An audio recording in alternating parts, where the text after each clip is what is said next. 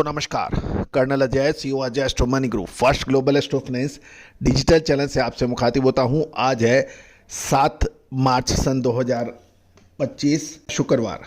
दोस्तों आज के एपिसोड में हम चीनी यानी शक्कर के बारे में बात करेंगे। गौरतलब है कि आपको जनवरी महीने में हमने अपडेट दिया था कि फरवरी महीना चीनी के लिए निर्णायक साबित हो सकता है और शुगर के अंदर बेतहाशा तेजी की संभावना बन सकती है। दोस्तों वैसे ही देखने को मिला, चीनी के अंदर एक तरफा तेजी आई और चीनी के प्रमुख व्यापारियों ने जमकर मुनाफा कमाया। यदि हम उद्योग की सूत्रों की माने तो चीनी की नवीनतम अनुमान जो है वो चिंताजनक है।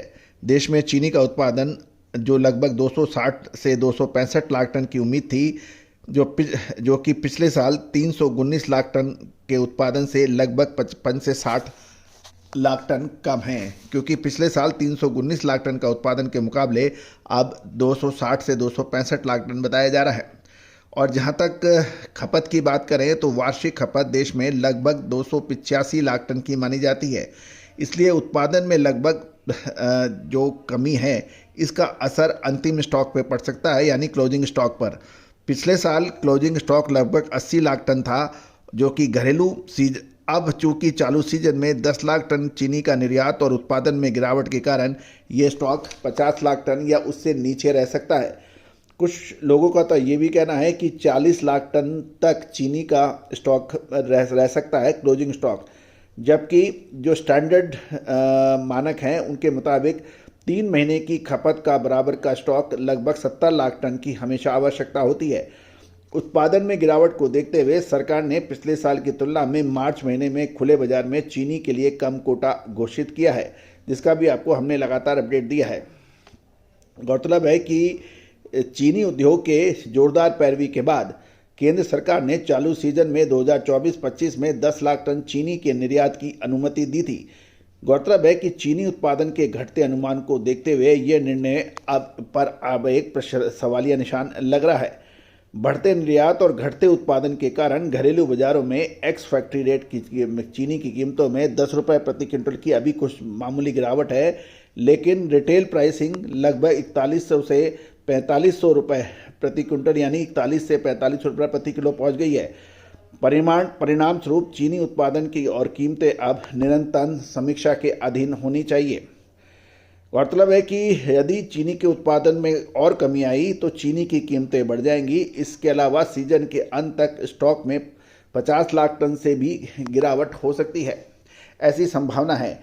अब पॉइंट ये है कि चीनी का उत्पादन कम क्यों हो रहा है।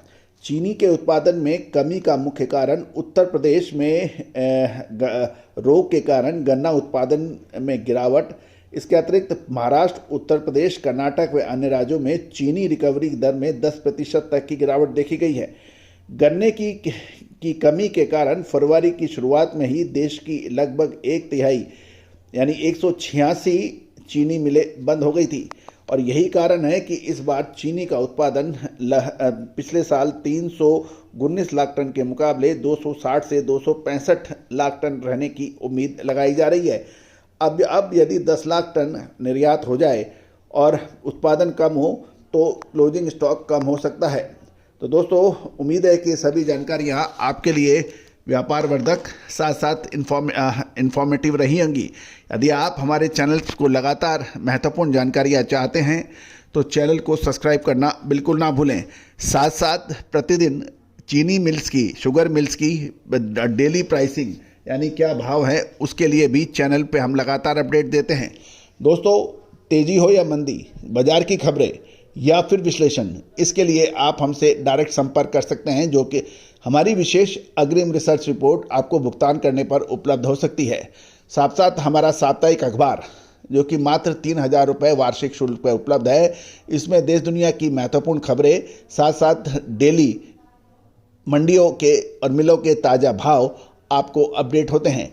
आज ही संपर्क करिए, नंबर स्क्रीन पे दिए हुए हैं। All the very best, good luck, happy trading.